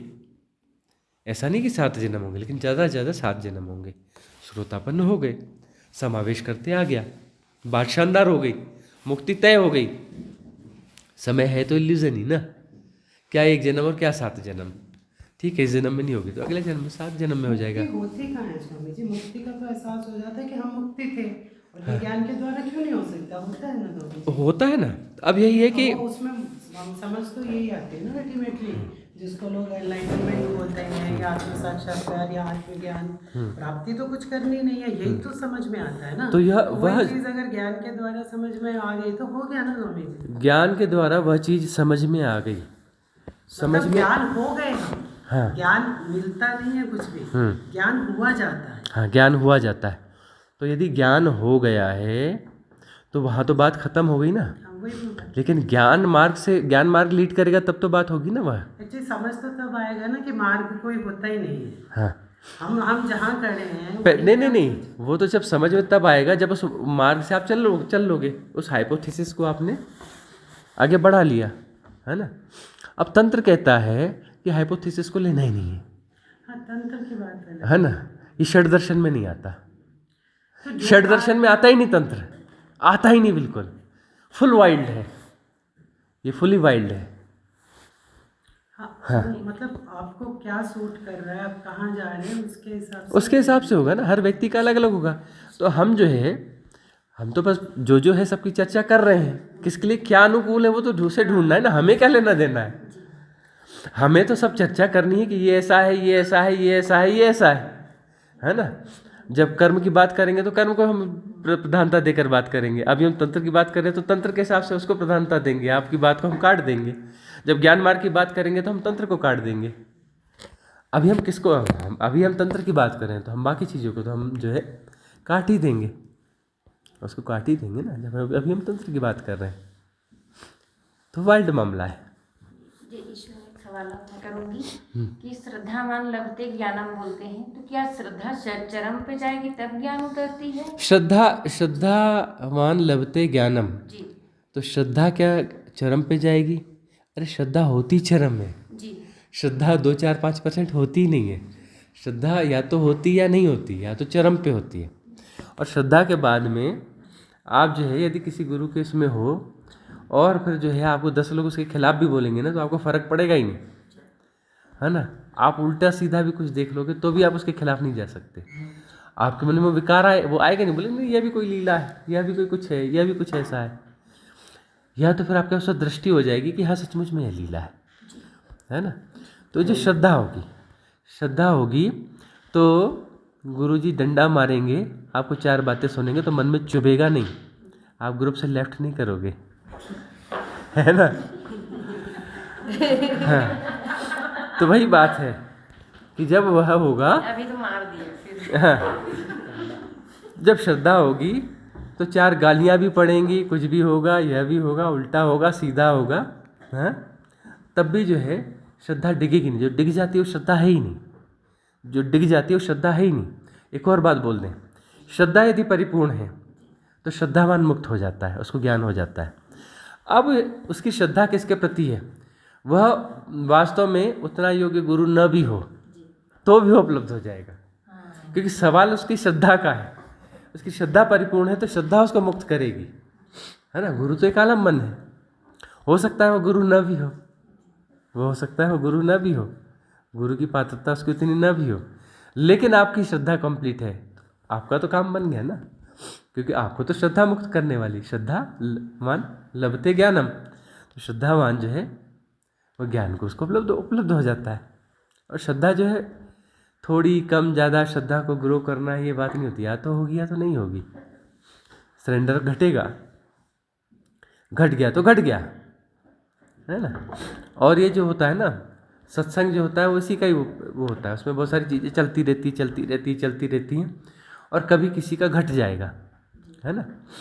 अब इतने लोग हैं, कितने का घटा होगा, बहुत मुश्किल काम है। समझ लेना, घट गया है, बहुत मुश्किल काम है। ये जो आपने अभी सेंटेंस बोला ना, हाँ कि सरेंडरनेस घटती है, हाँ। समर्पण घटता है। हाँ नॉर्मली क्या होता है, आम समझ ये होती है कि जो गुरु का फिजिकल रूप जिनसे हम जुड़े हुए हैं उनकी थोड़ी बहुत सेवा कर देना जो आता है, तो यही समर्पण है, ऐसा सोचा जाता है ना। लेकिन उसका जो गूढ़ार्थ है समर्पण का, जहाँ पे केवल समर्पण ही रह जाता है, बाकी कुछ रह नहीं जाता। हम सोचते हैं कि समर्पण हम करेंगे, समर्पण किया नहीं जाता, समर्पण घटता है। लेकिन यह है कि इसका एक माहौल बनता इस है, प्रक्रिया के द्वारा उस तरफ हम चल पड़ते हैं कि किसी प्रकार से रेजोनेंस बैठाने की कोशिश होती है कि इनको बार बार सुनना है, झुकना है ना, कुछ हेल्प करनी है, ये करना है, वो करना है, किसी प्रकार से माहौल बनाते हैं और बनाते बनाते बनाते बनाते एक दिन घट जाता है। तो घट जाएगा किसका भला होगा? जिसको घटा उसका भला होगा, है ना। आलम्बन है, आलम्बन जो कोई पेड़ भी हो सकता है, आलम्बन कोई नदी भी हो सकती है, आलम्बन कोई पत्थर की मूर्ति भी हो सकती है।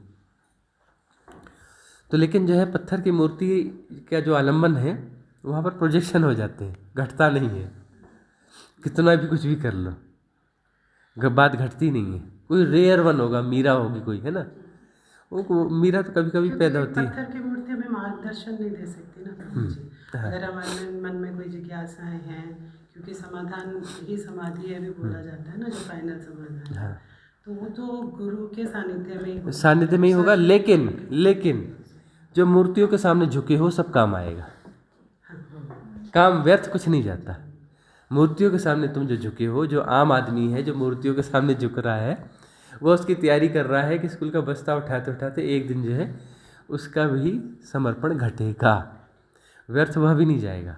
पत्थर की मूर्ति के सामने झुकना भी व्यर्थ नहीं जाएगा, पेड़ के सामने झुकना भी व्यर्थ नहीं जाएगा, नदी के सामने झुकना भी व्यर्थ नहीं जाएगा, व्यर्थ नहीं जाएगा। लेसन तो हर कोई पढ़ रहा है, चाहे गधा हो, चाहे घोड़ा हो, चाहे बंदर हो, चाहे चींटी हो, चाहे आम आदमी हो, है ना। ग्रोथ तो सबकी हो रही है, पत्थर की भी हो रही है। जा तो सब वहीं रहे हैं, है ना, वहीं जा रहे हैं, मतलब भ्रांति के विसर्जन की तरफ जा रहे हैं। और भ्रांति का विसर्जन मुक्ति है। मतलब मुक्ति का मतलब यह नहीं है कि कोई मुक्ति मिलने वाली है, अरे भ्रांति का विसर्जन होना है। मुक्ति तो सदा से है, कोई बंधा तो है ही नहीं, कोई बंधा ही नहीं है तो मुक्त होगा कैसे। लेकिन एक भ्रांति है, वो भ्रांति जो है उसका विसर्जन। बंधा होने का मतलब है कि अपना सेपरेशन क्रिएट किया हुआ है, वह लीला है, वह खेल है। एक सवाल और जोर से। कि जैसे सदगुरु हैं और उनके शिष्य, उनको लगा कि इनकी योग्यता हो गई, कर्म बंधन से मुक्त हो रहे हैं, तो आप एक कन्वर्सेशन में आप बोले थे कि हम भी ऐसे थोड़ी ना जाने देंगे, लटका के रखेंगे। तो लटका के क्यों रखते हैं? वह तो किसी मजाक में कही हुई बात होगी। वह जो है किसी मजाक में कही हुई बात होगी। कोई सतगुरु कभी किसी को लटकाता नहीं है, वह तो तोड़ने की कोशिश करता है। जहाँ जहाँ अटकाव है, जहाँ जहाँ भ्रांति है, भ्रांतियों को तोड़ने की कोशिश होती है। कोई भी सतगुरु कभी किसी शिष्य को अटकाता नहीं है, कभी नहीं अटकाता। उसका काम तोड़ने का ही होता है। बस वह देखता है कि तुम टूटने के लिए तैयार हो या नहीं हो, है ना। छोटी छोटी चोटें नहीं सहन कर पाओगे तो बड़ी चोट क्या सहन करोगे, है ना। तब जो छोटी सी चोट जब सहन कर पाओगे तब बड़ी बड़ी चोटें होंगी।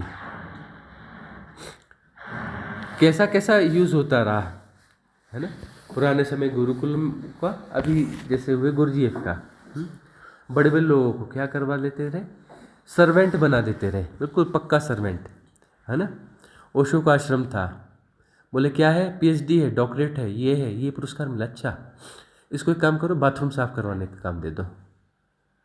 ये पूरे जो है ना, जितने कॉमन बाथरूम है सब धोएगा। ये ज़्यादा पढ़ा लिखा है ना, ज़्यादा ज्ञानी, ज़्यादा पुरस्कार मिले हैं ना, वो कर दो। ये कौन है, जर्मन का राजकुमार है, प्रिंस आया है, हाँ प्रिंस है ना, राजा है ना। सबसे पोस्ट छोटी क्या होती है राजा के यहाँ, दरबान, हाँ उसको दरबान बना दो, मेरे गेट का दरबान रहेगा। नाम दिया उसको क्या, विमल कीर्ति, जो प्रिंस का राजकुमार था। और वो आखिरी समय तक वो दरबान ही रहा। कौन से, पूरे आश्रम का नहीं, जहाँ ओशो रहते थे, चौंगसे वाला जो इलाका है, उसके बाहर वो दरबान का काम करते थे। किसको अंदर जाने देना, नहीं जाने देना, अपॉइंटमेंट है नहीं है, ये काम वो अपना धूप में खड़े रह करके अपना सब डंडा डुंडा ले करके अपना काम वही करना है, क्या, दरबान वाला काम। और कौन, राजकुमार। इंग्लैंड की महारानी आई इंडिया, उसने जो है बड़ी कोशिश करी, सरकार की मदद ली, भारत सरकार की, कि किसी प्रकार से मीटिंग करवा दो लड़के से। और उसको क्या ऑफर दिया कि बेटा माँ बाप से नहीं पट रही ना, कोई बात नहीं, छोड़ माँ बाप को, इंग्लैंड है ना, तू यहाँ आ जा, मैं तेरे को अपना उत्तराधिकारी घोषित करती हूँ, तू यहाँ का राजा बन जा। ज़्यादा कुछ दिक्कत है, मेरी लड़की से तू शादी कर ले, तू चल तो सही यहाँ से, निकल यहाँ से। अच्छा नहीं मालूम पड़ता, क्योंकि वो राजघराने आपस में संबंधित रहे हैं। तो उसने, इंग्लैंड की महारानी ने बड़ी कोशिश करी विमल कीर्ति को वापस ले जाने की। उसने बोले मेरे को इतनी बड़ी पोस्ट मिली है तुम्हें दिखता नहीं, दुनिया की सबसे बड़ी पोस्ट है, मैं दुनिया में सृष्टि के सबसे महान जो हैं, महान आत्मा है उनका दरबान हूँ, इस सृष्टि की सबसे महान आत्मा का मैं दरबान हूँ। सोच सकते हो ये राजा वाजा, 2 कौड़ी के राजा तुम, 2 कौड़ी की तुम महारानी, मैं इतनी बड़ी पोस्ट छोड़ के तुम्हारे 2 कौड़ी का पद लेने आऊँगा। ये विमल कीर्ति का कहना था। वो थक हार गई, समर्पण था ना, समर्पण पूरा था। आया बंदा, सरेंडर हो गया, सरेंडर हो गया, लौट के गया भी नहीं, फ़ोन करके बताया तक नहीं कि मैं कहाँ हूँ। मतलब उसने मैसेज भी नहीं किया कि मैं कहाँ आ गया हूँ और क्या है, मुझे वापस आना है कि नहीं आना है। समर्पण हो गया, खेल खत्म, पिछला इतिहास ही खत्म हो गया, है ना। तो वह होता है समर्पण, बड़ी घटना होती है। तो जो है इसलिए जो है ऐसे काम दिए जाते रहे। जो जितना बड़ा होगा, जितने बड़प्पन से बड़ा होगा, बड़े छोटे काम दिए जाते रहे। तो इस बाहरी समर्पण से उनका आंतरिक समर्पण भी हो गया होगा। हाँ, जो जो जो गूढ़ अर्थ होता है समर्पण। एनलाइटन बीइंग विमल कीर्ति जो है वो एनलाइटन बीइंग है। आत्मज्ञान उपलब्ध होकर अपना शरीर छोड़ा उसने, विमल कीर्ति ने। ओशो के सानिध्य में बहुत सारे लोग रहे जो आत्मज्ञान को उपलब्ध होके गए, जिनको आत्मज्ञान हुआ, ऐसे बहुत सारे लोग हुए। विमल कीर्ति भी उनमें से एक थे। बहुत सारे लोग दावा करते रहे लेकिन वो एक्चुअली थे नहीं, लेकिन बहुत सारे सचमुच में हुए।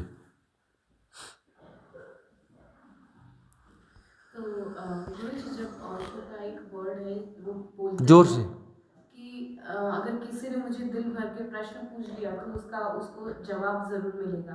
तो सरेंडरनेस से ही हाँ, सरेंडरनेस से होगा। जब तुम सरेंडर हो जाओगे और तुमने तुम्हारे अंदर गहन प्रश्न उठाए, है ना, गहन प्रश्न सच में उठाए, तुम 2-4-5 दिन जो है सुबह 8 बजे वो खोलना, तुम्हारा उत्तर जरूर मिल जाएगा। 2-4-5 दिन भी नहीं लगेंगे। तुम्हारा गहन प्रश्न है वही वाला अपलोड हो जाएगा, वही आ जाएगा वहाँ पर, अपने आप आएगा। और गहराई में जाओगे तो तुम्हारे भीतर से ही आ जाएगा, तुम्हारे भीतर से ही आ जाएगा। जैसे ही प्रश्न उठेगा तो आ जाएगा और तुम्हें लगेगा ये तो वही वाणी है, तुम्हें लगेगा ये वही। जब ऐसा होता है ना तो ऐसा लगता है कि जैसे वो फिजिकली ना होके पर वो हर क्षण हमारे पास है, मतलब हर क्षण। हाँ, वो तो देखो उसमें बहुत सारी बातें, हर क्षण पास है, यह महसूस हो रहा है, मतलब अंदर कोई द्वंद्व द्वैत है तभी महसूस हो रहा है। वह हाइपोथेसिस है, उसको जी रहे हैं। व्यर्थ है ऐसा हम नहीं कह रहे, गलत है हम ऐसा नहीं कह रहे, लेकिन है तो हाइपोथेसिस ना, कि वो जो है हम उसको जो हम हर पल हमारे पास है ऐसा हम प्रोजेक्ट कर रहे हैं, और बहुत गहराई से प्रोजेक्ट कर रहे हैं। मतलब ऐसा कि हम उनको अलग नहीं समझते, ऐसा लगता है कि वो ही हमारे अंदर है और वो ही उसका जवाब वहीं से ही आ रहा है। हाँ तो ठीक है, सरेंडर का चरण है ना। सरेंडर का ही चरण है। मुझे कभी ऐसा होता है ना प्रॉब्लम या फिर कोई भी ऐसी सिचुएशन होती है तो उनकी कोई भी बुक खोल के ऐसे आंख बंद करके कोई भी एक लाइन सेलेक्ट कर लेते तो उसका जवाब वहीं से ही मिल जाता है। हाँ, ये मिरेकल्स जो होते ही होते हैं। कोई व्यक्ति किसी भी सदगुरु से जुड़ा हुआ हो और उनकी वाणी में जब भी वो तलाशेगा तो उसकी समस्या का समाधान उसको वहाँ मिल ही जाएगा। कोई भी हो, कोई भी सदगुरु हो, उनकी वाणी से रैंडमली कभी भी तलाशोगे जवाब बराबर मिलेगा ही मिलेगा। आपने जो भी वर्ड बोला ना अपलोड, बस वही वर्ड को पकड़ना था एक्चुअली, मुझे लग रहा है। आई थिंक ज़्यादातर पीपल लोग ऐसा होता है इधर। ईश्वर, एक बार बोलूँगी मैं। हाँ। जब मैं आपके दर्शन से पहले अपने घर में थी 3 महीना पिछले, तो रात को मुझे सुनाई दिया प्रज्ञा प्रज्ञा करके सुनाई दिया। फिर उसके बाद मैं भगवान ओशो को तो पढ़ती ही थी बहुत दिन से, फिर अचानक मेरा मन उधर से हट गया, उधर पढ़ना बंद कर दी। फिर उनको जब एक दिन मैं ऐसी वीडियो लगाई सुनी तो आपकी आवाज़ उनकी वीडियो में मुझे क्यों सुनाई देने लगी। और पूरे के पूरे जैसे कान में आपकी आवाज़ें गूंजने लगी और आपकी जो कन्वर्सेशन है एक एक बात मुझे समझ में आने लगी। और अर्चना जी उस दिन जब क्वेश्चन करी 7 दिन पिछले की है वीडियो आपने इसमें कन्वर्सेशन का, उस दिन मुझे ऐसा लगा कि वाकई में आप कहते हैं कि एक कन्वर्सेशन काफ़ी, मैंने पलट के फिर नहीं देखा। आगे आप जाने आपका काम है, मुझे नहीं पता। ऐसा होता है। देखो जी। मामला दरअसल ये है जी कि बुद्ध पुरुष जो हैं वो अलग अलग होते नहीं हैं, जी वो तुम्हारी दृष्टि में अलग अलग होते जी हैं। तो तुम यदि देख सको तो यहाँ पर जो है वही चीज़ मिलेगी, वही वाणी मिलेगी, है ना। कोई भी बुद्ध जो है पुरानी बुद्ध श्रृंखला से ही है, बुद्ध श्रृंखला ही आगे बढ़ रही है, उस श्रृंखला से ही अगला बुद्ध पुरुष आ रहा है। तो वह जो वाणियाँ हैं वही आप्तवाणियाँ हैं, वही आप्तवाणियाँ हैं, क्योंकि नया कुछ है ही नहीं, नया कुछ नहीं है। जो कहा जा सकता है सब कहा जा चुका है, लेकिन जो है उसकी डिलीवरी नित्य नूतन है, डिलीवरी नित्य नूतन है वही, लेकिन नित्य नूतन है। तो जो है यह नित्य नूतन तुम्हें तुम्हारे गहरे ज़्यादा उतरेगा, क्योंकि नित्य नूतन ही मुक्ति है, नित्य नूतन मुक्ति है। इसलिए सत्संग का महत्व है, जीवित सद्गुरु का महत्व इसलिए है। ओशो ने भी जो कहा जीवित सद्गुरु को ढूंढ लेना, क्यों कहा ढूंढ लेना, कि जीवित सद्गुरु को तुमने ढूंढ लिया तो बात बन जाएगी, तुम नित्य नूतन को जीने लगोगे, और नित्य नूतन को जी लिया तुमने तो वही मुक्ति है, उसके अलावा कोई मुक्ति है नहीं। नित्य नूतन के साथ तुम जो है जी रहे हो, क्योंकि नित्य नूतन तुम्हारे होने का ढंग है। तुमने नित्य नूतन को जी लिया मतलब तुम्हारे होने, अपने होने के ढंग को जी लिया, तुम नित्य नूतन हो, है ना। नित्य नूतन का मतलब यह सृष्टि जो है नहीं, वह बार बार प्रकट हो रही है, बार बार प्रकट हो रही है, वह है नहीं लेकिन प्रकट हो रही है। तो तुम यदि उस नित्य नूतन के साथ रहोगे तो तुम भी प्रकट होने लगोगे, और वहाँ दो तो होंगे, यानी कि सृष्टि प्रकट हो रही है और तुम भी प्रकट हो रहे हो, ऐसा नहीं है, वहाँ तो एक ही हो गया ना। तुम नित्य नूतन को जीना सीख जाओगे तो वही मुक्ति है, नित्य नूतन को जीना सीख गए तो वही मुक्ति है, उसके अलावा कोई मुक्ति नहीं है। क्योंकि नित्य नूतन ही हो रहा है का मतलब क्या है, नित्य नूतन।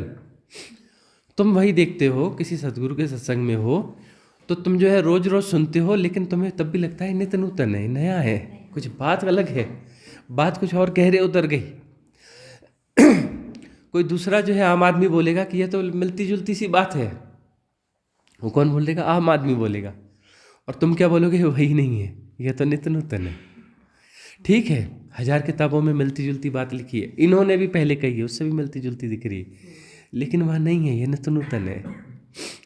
जो अग्निशिखा है, यह अग्निशिखा वो नहीं है जो 1 सेकंड पहले थी, नित्य नूतन है। वो पुरानी श्रृंखला का हिस्सा होते हुए भी हिस्सा नहीं है तो हिस्सा पुरानी श्रृंखला का, लेकिन तब भी वो उसका हिस्सा नहीं है, नित्य नूतन है। क्योंकि पुराना को तो कुछ रहता ही नहीं, सब नया ही है ना, या पुराना रहता क्या है, और तब भी वह उसी श्रृंखला का हिस्सा है। वह ज्योति जो है तो उसी श्रृंखला का हिस्सा ना, जो जल रही है। पुरानी श्रृंखला न होती तो यह आता कैसे, लेकिन ये पुरानी श्रृंखला से इसका कोई लेना देना तब भी नहीं है, ये नित्य नूतन है, बिल्कुल नई चीज़ है। ये बात बड़ी अटपटी है, बड़ी अटपटी है, समझ सको तो समझ लो। स्वामी जी, आपने जब वीणा ने प्रश्न पूछा और आपने बोला कि अगर गहन प्रश्न है तो आपको 2-3 दिन में इसका आंसर मिल जाएगा, तो उस वक्त मेरी हार्ट बीट एकदम ज़्यादा तेज हो गई और बॉडी पूरा शिवर कर रहा है अभी भी। ये क्या है? हाँ, बस यही है कि अब वो रेजोनेंस धीरे धीरे बढ़ रहा है, रेजोनेंस बढ़ने की बात है। कोई बात जो है हार्ट टचिंग हो जाती है और रेजोनेंस बढ़ने लगता है, और ऐसा होता है। अब जो है हमें रोज़ 10 मैसेज आते हैं कि हम जो है बहुत परेशान हैं, बड़ी समस्या है। अगले दिन आता है कि वो जो है हमने आपका फलाना सुना, उस समस्या का पूरा समाधान हो गया, हमारा प्रश्न बचा ही नहीं। बहुत सारे लोग व्हाट्सएप पे मैसेज करते हैं, उस दिन हम नहीं देखते। अगले दिन या एक दिन या 2 दिन बाद जो है फिर मैसेज आता है, उस मैसेज में तब हम खोलते हैं, तो पहले में समस्या लिखी रहती है, दूसरे में लिखा रहता है कि हमारा समाधान हो गया। ऐसा जो है बिल्कुल ढेर सारे हैं, ढेर। जैसे आपका वीडियो बार बार सुनने में भी बार बार नया नया आता रहे। बिल्कुल सेम वीडियो की सेम वीडियो जो है नया इसलिए होगा कि तुम्हारा तल बदल जाता है, तुम वही नहीं रहते। और यही तो सीखना है कि तुम वही नहीं हो। तुम्हारा दुराग्रह क्या है कि मैं तो वही हूँ जी, मैं फलाने, अरे तुम वहाँ नहीं हो। तुम जो है हर क्षण में तुम नए हो जाते हो, नित्य नूतन हो तुम। तुम किसी पुरानी श्रृंखला का हिस्सा नहीं हो, होते हुए भी पुरानी श्रृंखला का हिस्सा होते हुए भी नहीं हो। यही तो सम्यक ज्ञान है कि पुरानी श्रृंखला है, व्यवहारिक जगत उसमें काम करेगा। और तुम जानते हो कि मैं पुरानी श्रृंखला का हिस्सा तो हूँ ही नहीं, वो तो है ही नहीं। ऐसा बोलते ही मैं बदल जाता है कई बार, है ना? मैं बोलते ही ग्रुप में जो मैसेज वाली बात आई ना, मेरा जो लेफ्ट हुआ, तो उस दिन दिखावे में मैं दौड़ रही थी। आपकी बातों ने मुझे ऐसा धक्का दिया कि तुरंत गई रूम में और लेफ्ट लिए अपने ग्रुप से। फिर आप गए थे रूम में, तो मैं तो उसको गलत इसलिए नहीं मानती कि बच गई मैं और दिखावा करने से। अब कहाँ करती मैं मैसेज, बंद कर दी ना। ठीक है। तो ऐसा होता है, जो ग्रुप बनाए हैं हम उसमें मैसेज डालते हैं ना, कि ये जो कि आप जो मैसेज डाल रहे हैं सोच समझ के डालें, इधर उधर के दुनिया भर के मैसेज न डालें, भले वो सही हो, हम नहीं कह रहे कि वो गलत होंगे। उन मैसेज को इस ग्रुप में न डालें। आपको यदि खुजाल है, खुजली है ना, कि अपने वो मैसेज डालने हैं, तो आपके पास तो 10-20 और ग्रुप होंगे ना, उनमें डालो ना। अपनी खुजली वहाँ पूरी करो, अपनी खुजली यहाँ मत पूरी करो। ये हम मैसेज डालते हैं, यहाँ पर लिमिटेड मैसेज डालो, जो ज़रूरी है वही मैसेज डालो, है ना। और तुम दूसरे उधर, हम नहीं कहते कि वो गलत हैं, कि वो सही है, कि वो गलत हैं, कि ओशो वाले कोड गलत हैं, कि कृष्ण वाले गलत हैं, कि शिव वाले गलत हैं, कि फलाने मार्ग वाले गलत हैं। हम ये नहीं कह रहे। अरे तुम्हें डालना है तो उन वाले ग्रुप्स में डालो ना, तुम्हारे पास तो और ग्रुप होंगे, नहीं तो ऐसे 2-4-10 ग्रुप ज्वाइन कर लो, अपनी खुजली वहाँ मिटाते रहो। यहाँ क्यों डाल रहे हो? यहाँ लिमिटेड रखो, कि हमारा यही है। हम तो चैटिंग ग्रुप देना ही नहीं चाहते थे पहले, कि चैटिंग ग्रुप होगा ही नहीं हमारे पास में, हम चैटिंग प्लेटफॉर्म उपलब्ध ही नहीं करवाते हैं। आप इतना बोलते आप जो है, हाँ, चैटिंग प्लेटफॉर्म चलो अब उपलब्ध है, तो उसमें जो है इधर उधर के मैसेज न डालो ना। हम तो कह ही नहीं रहे कि वो गलत है, वो गलत का सवाल नहीं है। अब एक धारा बह रही है, एक नदी बह रही है, तो उसमें दूसरी नदी का पानी ला के क्यों डाल रहे हो? अरे ये नदी अपने आप में कंप्लीट है, ये नदी अपने आप में कंप्लीट है, जा रही है ये। तुम उसमें दूसरी वहाँ की बाल्टी भर भर के उसमें डालोगे, इस नदी को उस बाल्टी के पानी की जरूरत है। अरे नहीं है भाई जरूरत, ये नदी अपने आप में कंप्लीट है, वो नदी अपने आप में कंप्लीट है, दोनों सुंदर है ना। 10 नदियाँ हैं, 10 सुंदर है, 1000 नदियाँ, 1000 नदियाँ सुंदर है। तुम काहे फालतू का काम करते हो, इधर से बाल्टी भर के उधर डालो, उधर से बाल्टी भर के उधर डालो। ऐसे लोगों को पहचानना पड़ता है। तो हमारे जिग्नेश जी हैं, वो अपने आप पहचान लेते हैं, 2-4 बार देखते हैं और सीधे उठा के रिमूव कर देते हैं। वो हमसे पूछते भी नहीं, उनको कोई लेना देना ही नहीं। बोले वो ज़्यादा कर रहा है, 1-2-3 बार देखेंगे, सीधे उठा के रिमूव, सीधे ठोक के निकाल देते हैं। देखते हैं ना, नंबर्स इतने सारे रिमूव हुए रहते हैं। हाँ, वो जो है जिग्नेश जी बिल्कुल नहीं छोड़ते, 2-4 बार, 1-2 बार करेंगे, कहीं एक आध बार कभी हो सकता है, कभी कभी फ़ोन भी कर देते हैं कि देखो भाई तुमको हम रिमूव कर देंगे। और हम उनके काम में टांग नहीं अड़ाते, वो अपने हिसाब से करते रहते हैं। बहुत सारी पोस्टें उड़ा भी देते हैं, वो नहीं रखते, वो बोलते नहीं मैंने मेरे हिसाब से करने दो, हम उनको नहीं छेड़ते, करते रहो अपने हिसाब से। और डालने वाला डाल देता है, लेकिन आगे कोई वो मैसेज पढ़ता भी नहीं, हाँ, डिलीट कर देते हैं, क्योंकि इतने बड़े मैसेज आते रहते हैं। और इतने बार गुरुजी ने बोला है तो भी रखते ही मुझे ये सरप्राइज होता है। ठीक है, सबकी अपनी अपनी आदतें हैं, है ना। वो अपना वो नदी जोड़ो अभियान, और भी कुछ बाल्टी से बाल्टी भर भर के इधर का उधर, उधर का उधर, उधर का उधर करते रहो, है ना। तो नदी जोड़ो अभियान चला रहे हैं। अभी हर नदी अपने आप में परिपूर्ण है, उसको बहने दो ना। तुम इस नदी के साथ रेजोनेंस नहीं बिठाते, तो उस नदी के साथ हो, तो उधर से बाल्टी इधर लाने की जरूरत नहीं, तुम उधर ही रहो, है ना। सीधी सी बात है। अब ये है, समझ सकते हो तो समझ लो। ओशो जो है, उनका जो divine cosmic energy support system है, या दूसरे और भी हैं, वो अपने आप जो सिलेक्टेड लोगों को चुन चुन के इधर लेके आ रहे हैं। वो support system, esoteric support system अपने आप लेके आ रहे हैं। उनको संदेश मिल रहे हैं, उनको कुछ मिल रहा है, यानी इंस्पिरेशन हो रहा है, कुछ हो रहा है, किसी प्रकार से उनके अंदर प्रेरणा जग रही है और वो यहाँ आ रहे हैं कि वह सिस्टम ही बोल रहा है कि तुम्हें यहाँ जाना है, यहाँ जाओगे तो तुम्हारी बात बनेगी। वो जो है लेके आ रहा है। तो इशारे ठीक से भी समझो ना, आधे अधूरे क्यों समझ रहे हो? तुम्हें वहाँ लाया क्यों गया है? वो सिस्टम ही ला रहा है तुमको कि अब तुम्हारी आगे की कहानी यहाँ से होने वाली है ना। जैसे जैन पुराने संतों में होता था ना कि एक समय के बाद देखते थे कि इसका यहाँ का काम हो गया, अब हमारे पास इसकी बात नहीं बनने वाली है अब, है ना। कुछ जो है कुछ मैट्रिक्स उसने यहाँ से रिलेटेड क्रिएट कर लिए, तो उसको बोलते थे अब तू जो है फलाने के पास जा, और पता चला वो उसके पास भेज रहे हैं जो उनका विरोधी है, उसके पास भेजते थे अब तू वहाँ जा, वहाँ सरेंडर हो, अब जो है उनकी शरण में रहे। और वो जो सिखाएंगे वो बिल्कुल सही सिखाएंगे, याद रखना।